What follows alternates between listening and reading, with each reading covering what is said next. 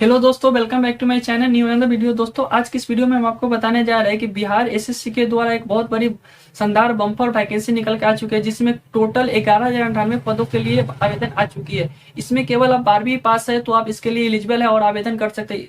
एवं साथ ही साथ आपके पास अगर कंप्यूटर का भी नॉलेज और टाइपिंग वगैरह आपको आता है तो और भी अच्छा है। इसके लिए हाईएस्ट पोस्ट भी रखा गया है, जैसे कि राजस्व कर्मचारी पद रखा गया है, जिसमें आप आवेदन कर सकते हैं। चलिए इसके प्रोसेस के साथ आपको बताते हैं कि नोटिफिकेशन दिखाकर कैसे आपको आवेदन करना है, कब से आवेदन स्टार्ट होगी और कितना इसमें फी लगने वाला है और क्या इसकी एलिजिबिलिटी क्राइटेरिया है, प्लस में क्या शैक्षणिक योग्यता है। सारे डिटेल में स्टेप बाय स्टेप इस वीडियो में हम आपको बताने वाले हैं। पंचायत सचिव का भी पोस्ट रखा गया है, जिसमें आपको कंप्यूटर नॉलेज होना जरूरी है। आपको हम आगे चल के बताते हैं कि इसमें टोटल कैसे कैसे आपको क्या करना है। नोटिफिकेशन के माध्यम से आपको समझाने का प्रयास करते हैं। उससे पहले आपने हमारे वीडियो को लाइक नहीं किया है तो एक लाइक जरूर कर दे, साथ ही साथ चैनल को सब्सक्राइब कर ले, उसके साथ साथ बेल आइकन को भी दबा दे। इससे क्या होगा दोस्तों कि जब भी हम अपने चैनल पे इससे रिलेटेड कोई भी अपडेट या वीडियो डालेंगे तो आपके मोबाइल पर नोटिफिकेशन के माध्यम से सबसे पहले रिसीव होगा। चलिए शुरू करते हैं।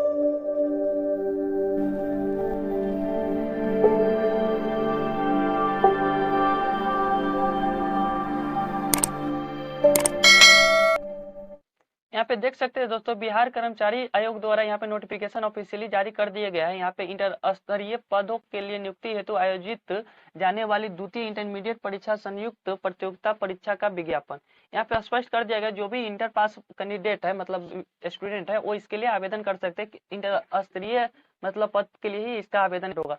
यहाँ पे आप देख सकते हैं विज्ञापन संख्या 02/2000 मतलब 2023 या 23 भी इसको बोल सकते हैं के लिए आपका विज्ञापन यहाँ पे जारी कर दिया गया है। जहाँ पे आप देख सकते हैं ऑनलाइन आवेदन प्रारंभ होने की तिथि भी दे दी है। 27 सितंबर 2023 से आपका ये फॉर्म स्टार्ट हो जाएगा, जिसके लिए ऑनलाइन आवेदन की तिथि भी रखी गई है। 11 नवंबर 2023 तक आप इसके लिए ऑनलाइन आवेदन कर सकते हैं, ठीक है ना।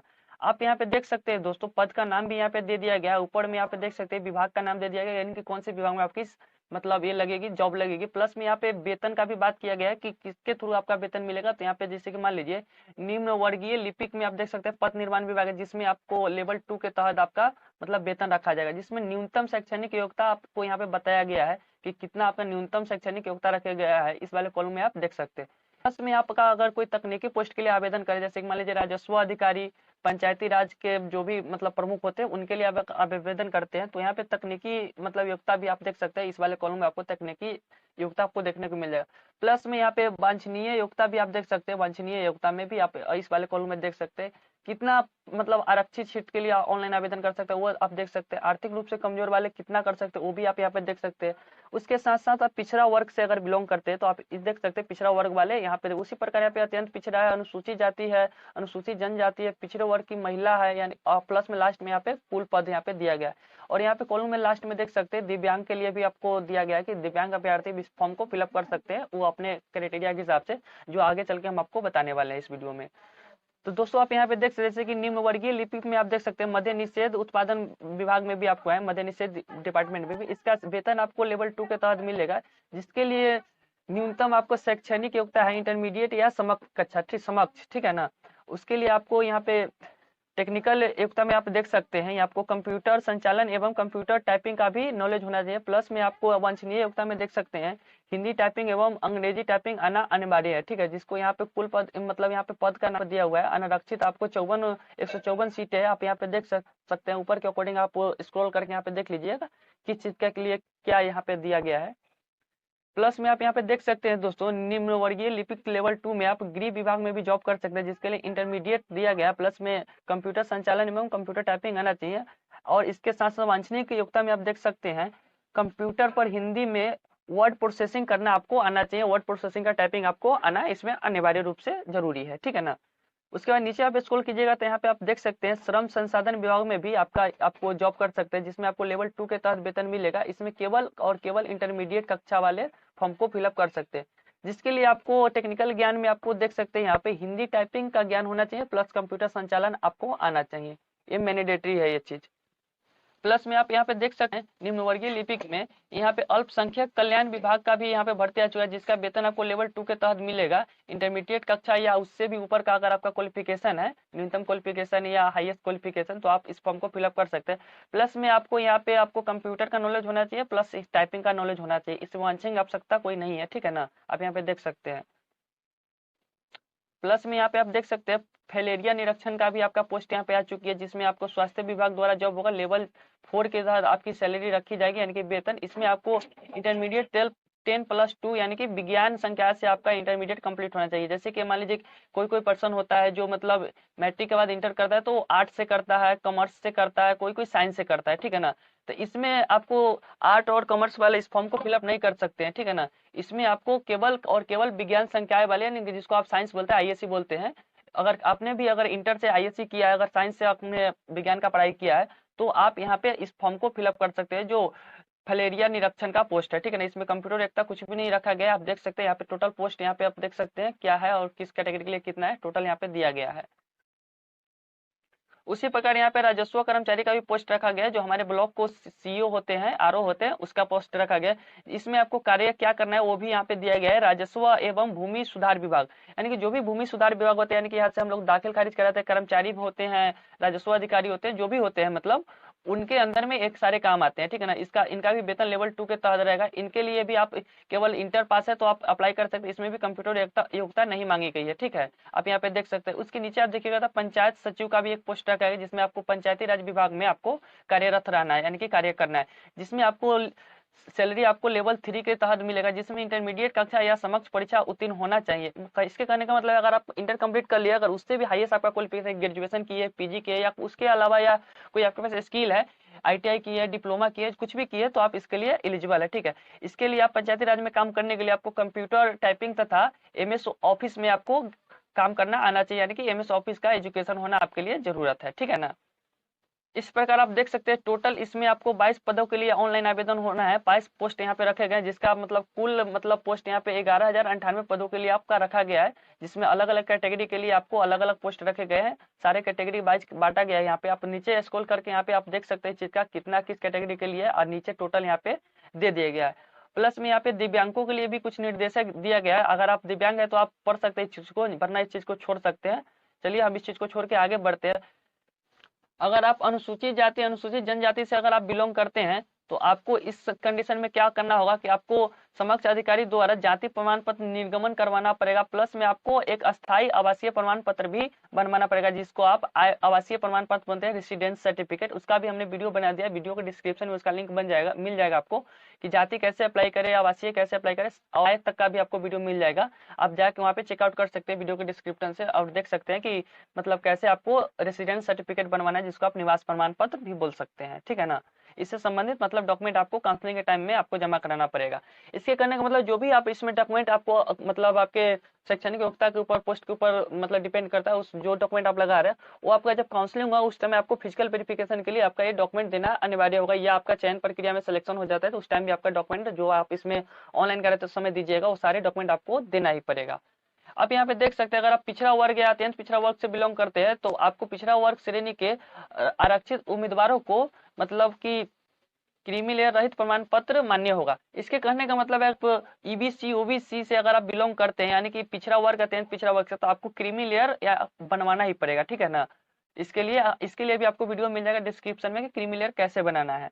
ऑनलाइन आवेदन को समर्पित क्रीमी लेयर के अभ्यर्थियों के पास भौतिक रूप से उपलब्ध होना अनिवार्य है। यहाँ पे स्पष्ट कर दिया गया है कि आपके पास फिजिकल रूप में भी आपका क्रीमी लेयर होना आवश्यक है। यानी कि अगर आपने क्रीमी लेयर बना लिया, अगर उसका प्रिंट आउट वगैरह नहीं करा है तो फिजिकल में भी प्रिंट आउट करा दे, ताकि आपको वेरिफिकेशन में जरूरत पड़ेगा तो उसमें आप लगा सकते हैं। यहाँ पे दिया गया है आरक्षण का दावा करने वाले विवाहित महिलाओं की जाति क्रीमी लेयर रहित प्रमाण पत्र उनके पिताजी के नाम से एवं निर्गत होना चाहिए, ना कि उनके पति के नाम से निर्गत होना चाहिए। जो भी मतलब आरक्षित कोटि के महिलाएं आते हैं, उनका मतलब जो जाति प्रमाण पत्र है वो उनके पिताजी के नाम से ही निर्गत होना चाहिए, यानी कि उनके मायके का एड्रेस से ही होना चाहिए। इसके बारे में मैंने डिटेल वीडियो बना के आपको यूट्यूब चैनल पे समझाया है, कि उसका भी डिस्क्रिप्शन में आपको लिंक मिल जाएगा कि आपको महिला का जाति प्रमाण पत्र कैसे निर्गत करना है और कैसे खुद से अप्लाई करना है, घर बैठे बैठे, कहने की आवश्यकता नहीं है, ठीक है। यहाँ पे दोस्तों आवश्यक सूचना में उम्र सीमा भी आती है, तो उम्र सीमा भी दिया गया है। अगर आपकी उम्र 1/8/2023 के अनुसार, ठीक है ना, अगर 18 वर्ष पूर्ण गया है तो आप इसके लिए एलिजिबल है। हाँ, इंपॉर्टेंट बात इसमें ये है, अगर 1/8/2023 से के आधार पर, यानी कि 1/8/2023 तक या उससे पहले आपका अगर एज 18 वर्ष पूर्ण जाता है तो आप इस फॉर्म के लिए एलिजिबल है। हाँ, अगर आपका एज 2/8/2023 या उससे अधिक, जैसे कि मान लीजिए 1/9/2023 को अगर आपका 18 वर्ष पूछता है, तो आप इस फॉर्म को फिलअप नहीं कर सकते, आप इसके लिए एलिजिबल नहीं है। यहाँ पे कंफर्म कर दिया गया है कि 1/8 से 2023 तक जिसका एज 18 साल पूर्ण चुका है या उससे पहले पूर्ण चुका है, वही मतलब कैंडिडेट इस फॉर्म को फिलअप कर सकता है और इसके लिए एलिजिबल है। ठीक है, यहाँ पे आपको यहाँ पे एज लिमिट भी रखी गई है। अगर अनारक्षित वर्ग के अगर आप पुरुष है तो आपके लिए मैक्सिमम एज आपको 37 वर्ष रखा गया है। ठीक है ना, अगर आप अनारक्षित वर्ग के महिला है तो आपका मैक्सिमम एज यहाँ पे आपको रखा गया है आपका 40 वर्ष। अगर आप पिछला वर्ग अत्यंत पिछड़ा वर्ग के पुरुष एवं महिला है तो आपके लिए मैक्सिमम एज लिमिट यहाँ 40 वर्ष रखा, यानी कि अधिकतम एज सीमा आपको 40 वर्ष रखा गया है। अगर आप अनुसूचित जाति अनुसूचित जनजाति के पुरुष महिला हैं तो आपके लिए मैक्सिमम एज आपको 42 वर्ष रखा है, यानी कि अधिकतम आयु सीमा 42 वर्ष तक के अगर एज है आपका तो आप भर सकते हैं इस फॉर्म को। ठीक है ना, यहाँ पे एक और चीज को क्लियर कर दिया गया, अगर आप पहले से सरकारी सेवा में है और बिहार सरकार के नियमित रूप से नियुक्त सरकारी सेवक है, यानी कि किसी भी पोस्ट पे आपका अगर बिहार सरकार में जॉब कर रहे हैं, ठीक है ना, तो आपके लिए भी उम्र सीमा यहाँ पे अगर 3 वर्षों से अधिक तक आपने उस फील्ड में काम किया, अगर सरकारी सेवा बिहार सरकार के अंदर में आती है वो, ठीक है ना, तो आप 3 वर्षों तक अगर आपने उसमें एक्सपीरियंस फुल आप रहे हैं, ठीक है ना, अनुमान आपका रहा है उसमें, अगर 3 वर्ष से अधिक आप काम किए या मिनिमम 3 वर्ष अगर काम किए हैं तो आपको 5 वर्षों की छूट दी जाएगी उम्र सीमा में। ठीक है ना, ये चीज यहाँ पे मैंडेटरी है। जो भी मतलब इसमें मतलब पहले से सरकारी जॉब में मतलब काम कर रहे हैं आदमी, ये पोस्ट उनके लिए है, उनको 5 वर्ष का छूट दिया जाएगा। मान लीजिए कोई अगर जनरल कैटेगरी से आते हैं व्यक्ति जिनका उम्र सीमा 37 वर्ष यहाँ पे रखा गया है, आप देख सकते हैं यहाँ पे उम्र सीमा 37 वर्ष रखा गया है, तो अगर वो सरकारी जॉब में पहले से तो इनका 5 वर्ष और छूट मिल जाएगा इसमें। ठीक है ना, अगर इनका एज 37 से ऊपर है, यानी कि अगर 42 वर्ष भी है तो आप मतलब वो व्यक्ति इस फॉर्म को भर सकता है, इसके लिए एलिजिबल है। ठीक है ना, वो सिर्फ सरकारी जॉब वाले के लिए है। आप यहाँ पे देख सकते हैं इंपोर्टेंट नोटिस में कि परीक्षा शुल्क यानी कि प्रारंभिक परीक्षा शुल्क कितना रखा गया है। अगर सामान्य वर्ग से है आप, अगर या पिछड़ा वर्ग से है या अत्यंत पिछड़ा वर्ग के पुरुष अभ्यर्थी है तो आपको 540 रुपया आपको गवर्नमेंट को पे करना पड़ेगा। इस फॉर्म का फी रखा गया है, आवेदन फी। ठीक है ना, अगर आप अनुसूचित जाति से आते हैं या अनुसूचित जनजाति से आते हैं, अगर बिहार के प्रॉपर आप निवासी है तो आपको 135 रुपया का मतलब चालान पे करना पड़ेगा, जो फॉर्म की फी रखी गई है कॉस्ट। ठीक है ना, अगर सभी श्रेणी के दिव्यांग है आप, ठीक है ना, किसी भी श्रेणी से आप आते हैं, जनरल से यानी कि सामान्य से है, अत्यंत पिछड़ा वर्ग से है, अनुसूचित जाति से है या अनुसूचित जनजाति से आप बिलोंग करते हैं, ठीक है ना, तो आपके उसके लिए भी 135 रुपया फी रखा गया है। अगर सभी श्रेणी के महिलाएं हैं, अगर सिर्फ बिहार के अस्थायी निवासी है तो उनको भी इस कंडीशन में 135 रुपया ही पे करना पड़ेगा फॉर्म का फी। ठीक है, अगर बिहार राज्य के बाहर के आप सभी श्रेणी के अभ्यर्थी है, पुरुष हो या महिला हो, अगर मान लीजिए बिहार के मतलब आप नहीं है, दिल्ली के है, पंजाब के या हरियाणा के, आप कहीं के भी व्यक्ति है, अगर इस फॉर्म को भरना चाहते हैं तो आपको 540 रुपया पे करना पड़ेगा, जो कि आपको सामान्य श्रेणी से फॉर्म को फिल करने का। ठीक है ना, ये चीज यहाँ पे इंपॉर्टेंट है। भले आप एससी से क्यों ना, एससी के लिए आपको बिहार में 135 रुपया यहाँ पे फी रखा गया है, लेकिन अगर आप एससी कैटेगरी से बिलोंग करते हैं लेकिन अगर किसी अदर राज्य से आप बिलोंग आते हैं तो आपको उस कंडीशन में जनरल फॉर्म फिल करना पड़ेगा, प्लस आपका आवेदन शुल्क 540 रुपया इसको देना पड़ेगा। ठीक है ना, आप परीक्षा फी आपको क्रेडिट कार्ड के माध्यम से, डेबिट कार्ड के माध्यम से या यूपीआई या नेट बैंकिंग आदि के माध्यम से आप इसका फॉर्म फिलअप करने के बाद आपका इसका जो फी रखा गया आप पे कर सकते हैं। ठीक है ना, साइबर कैफे का चार्ज इसमें इंक्लूड नहीं रहेगा। अगर आप खुद से फॉर्म फिलअप करते हैं तो जितना इसका कॉस्ट है उतना ही पे करना पड़ेगा। हाँ, अगर कहीं से आप नियरेस्ट साइबर कैफे से आप फॉर्म को फिलअप कराते हैं तो वहाँ पे आप साइबर कैफे का चार्ज अलग से आपको पे उसको करना पड़ेगा। ठीक है ना, अगर आपने यहाँ पे एक और बात दिया है हुआ है, ऑनलाइन आपने कर लिया रजिस्ट्रेशन के पश्चात परीक्षा शुल्क पेमेंट गेटवे पे जाने के बाद कोई सर्वर एरर आ गया है, तो अगर आपने पेमेंट नहीं किया है, मान लीजिए आपका 27/9/2023 को फॉर्म स्टार्ट किया मान लीजिए, ठीक है, आप उसी टाइम इसका रजिस्ट्रेशन कर लिए, सारा प्रक्रिया कर लिया, अगर आपने इसका पेमेंट नहीं किया है तो आप 9/11 तक आप इसका पेमेंट कर सकते हैं, रजिस्ट्रेशन करने के बावजूद भी, बाद में भी आप इसका पेमेंट कर सकते हैं। ठीक है, यहाँ पे परीक्षा के बारे में कुछ डिटेल बताया गया, किस प्रकार की क्वेश्चन रहेगी। क्वेश्चन बेस आपको वस्तुनिष्ठ रहेगा, जिसको आप ऑब्जेक्टिव बोलते हैं अंग्रेजी में। ठीक है ना, यहाँ पे आप देख सकते हैं बिहार कर्मचारी चयन, यहाँ पे आप देख सकते हैं बिहार कर्मचारी चयन आयोग परीक्षा संचालन नियमावली 2010 के आलोक में 40,000 से अधिक आवेदन प्राप्त होने पर प्रारंभिक परीक्षा आयोजित की जाएगी। ठीक है ना, इसके कहने का मतलब है अगर जैसे इसका 40,000 से अधिक आवेदन कंप्लीट हो जाता है, इसका टारगेट है 40,000, ठीक है ना, बिहार स्टाफ सिलेक्शन कमीशन का, जैसे ही आपका 40,000 आवेदन कंप्लीट हो जाता है तो इसका प्रारंभिक परीक्षा का डेट निकल जाएगा। उसका भी अपडेट हम अपने चैनल पे आपको सबसे पहले देंगे नोटिफिकेशन के माध्यम से, और क्या इसके लिए एलिजिबिलिटी क्राइटेरिया सारे आपको डिटेल में स्टेप बाय स्टेप बताएंगे। ठीक है ना, यहाँ प्रारंभिक परीक्षा का कुछ सिलेबस भी दिया गया है, क्या क्या विषय रहेंगे इसमें सिलेबस, यानी कि जिसको आप सब्जेक्ट बोलते हैं। सामान्य अध्ययन रहेगा और सामान्य विज्ञान एवं गणित रहेगी। मानसिक क्षमता यानी कि जिसको आप साइकोलॉजिकल बोलते हैं, साइकोलॉजी भी आपका, साइकोलॉजी से भी कुछ क्वेश्चन इसमें रहेंगे। ठीक है, और यहाँ पे दोस्तों इंपॉर्टेंट चीज में क्वालिफाई मार्क्स, आप कितना नंबर इसमें लाते हैं तो आप पास कीजिएगा। उससे पहले हम आपको बता दें कि टोटल कितना नंबर का आपका एग्जाम होगा और इसमें क्या नेगेटिव मार्किंग है और कितना आपको टाइमिंग मिलेगा, सारे डिटेल में आप देख सकते हैं। यहाँ पे देख सकते हैं प्रश्न वस्तुनिष्ठ एवं बहुविकल्पीय होंगे। कुछ प्रश्नों की संख्या, कुल प्रश्नों की संख्या 150 होगी। प्रत्येक सही प्रश्न के उत्तर के लिए आपको 4 अंक दिए जाएंगे, ठीक है, तथा प्रत्येक गलत उत्तर के लिए आपको 1 अंक की कटौती की जाएगी। इसके कहने का मतलब है एक क्वेश्चन आपको 5 नंबर का होगा, जिसमें अगर आप सही आंसर देते आपको 4 नंबर दिए जाएंगे, 1 नंबर आपकी कटौती की जाएगी। प्लस में अगर आप गलत आंसर देते हैं किसी भी क्वेश्चन का, तो आपका उसमें से 1 अंक कट जाएगा, जो इसमें नेगेटिव मार्किंग भी रखी गई है। देख सकते हैं यहाँ पे 1 अंक कटौती की जाएगी। परीक्षा की अवधि 2 घंटा 15 मिनट की होगी, यानी कि जो भी परीक्षा का ड्यूरेशन टाइम यहाँ पर रखा गया आपको 2 घंटा 15 मिनट की रखी गई है। 2 घंटा 15 मिनट में आपकी परीक्षा हो जाएगी। और किस लैंग्वेज में आपकी किस भाषा में परीक्षा होगी, भाषा भी यहाँ पे दिया गया है, हिंदी और अंग्रेजी है। प्लस में इंपोर्टेंट में दिया गया है अगर हिंदी एवं अंग्रेजी के प्रश्नों पत्रों में कोई विभिन्नता होगी तो अंग्रेजी के प्रश्न मान्य होंगे। इसके कहने का मतलब है जब क्वेश्चन प्रिंट होता है कहीं ना कहीं से बिहार सरकार प्रिंट कराती होगी क्वेश्चन, तब जाके आपको एग्जाम लेती होगी। उस कंडीशन में क्या होता है कि कभी कभी क्या होता है जब क्वेश्चन प्रिंट होता है उसमें कुछ टेक्निकल एरर की वजह से या कुछ प्रॉब्लम की वजह से कुछ क्वेश्चन होता है जो हिंदी में कुछ और रहते हैं, अंग्रेजी में कुछ और रहते हैं। तो उस कंडीशन में क्या करना है, अगर हिंदी और अंग्रेजी में दोनों में समान क्वेश्चन है तो आप किसी भी लैंग्वेज में आप इसका आंसर दे सकते हैं। अगर हिंदी में कुछ और है क्वेश्चन और अंग्रेजी में कुछ और है, उस कंडीशन में आपका अंग्रेजी वाला ही सही होगा, ठीक है ना, हिंदी वाला मान्य नहीं होगा। आप हिंदी वाला मतलब आंसर को छोड़ सकते हैं।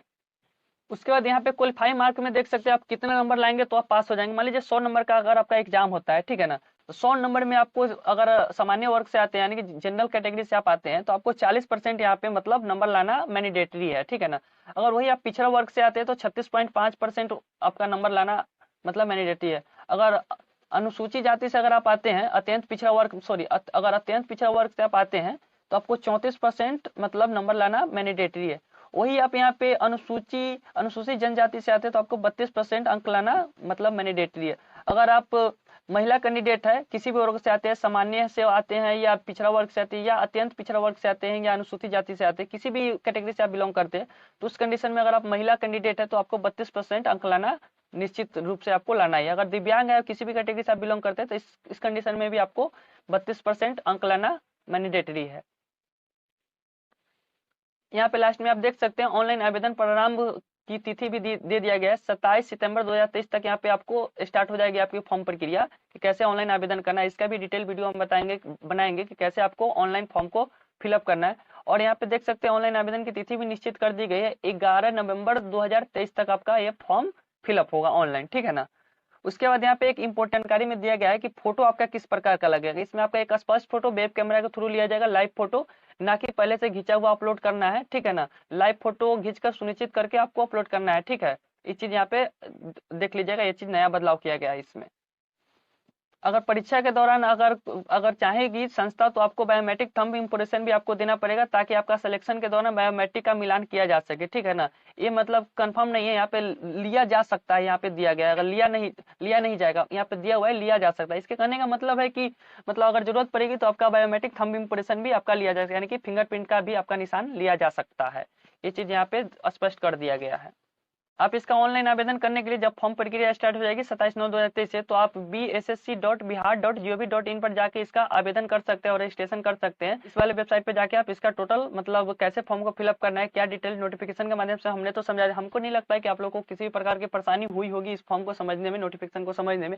अगर इससे संबंधित किसी भी प्रकार की आपकी मतलब सुझाव है कि हाँ यहाँ पे हमको समझ नहीं है, तो आप कमेंट बॉक्स में आप कमेंट कर सकते हैं और हमसे पूछ सकते हैं डायरेक्टली, हाँ सर हमको इस चीज में समझ नहीं आया। किसी भी अगर समस्या से अगर आपको संबंधित इससे रिलेटेड बात है तो आप कमेंट कर सकते हैं, हम आपको पूरा रिप्लाई देने का प्रयास करेंगे। अगर वीडियो थोड़ा सा भी अच्छा लगे तो एक लाइक जरूर कर दीजिएगा, साथ ही साथ चैनल पे नए तो चैनल को सब्सक्राइब भी कर लीजिएगा।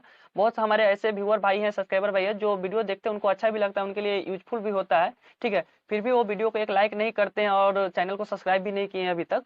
तो इस कंडीशन में भाई आप ही लोग के लिए हम इतना सारा मेहनत करते हैं, बहुत सारे मतलब इसमें स्टेप्स हमको करने पड़ते हैं, बहुत सारे परेशानियों का सामना करना पड़ता है, फिर भी अगर आप एक लाइक नहीं दीजिएगा तो कैसे काम चलेगा। इससे हम डीमोटिवेट हो जाते हैं। अगर आपका एक लाइक मिल जाता है तो हमको बहुत ज्यादा मोटिवेशन मिलता है कि हाँ हमने आपको जो भी जानकारी दिया स्पष्ट है, आपको समझ आ गया और आपने इस वीडियो को लाइक करा है, ठीक है ना। तो हमको भी बनाने के लिए अंदर से उत्सर्जित होता है कि हाँ हम वीडियो को बनाए, प्रोत्साहित हम होते हैं। तो दोस्तों आपके लिए इतना मेहनत कर दे तो एक लाइक जरूर कर दीजिएगा। चलिए मिलते हैं अगले वीडियो में, आज के लिए इतना ही। वीडियो देखने के लिए धन्यवाद दिल से आपका।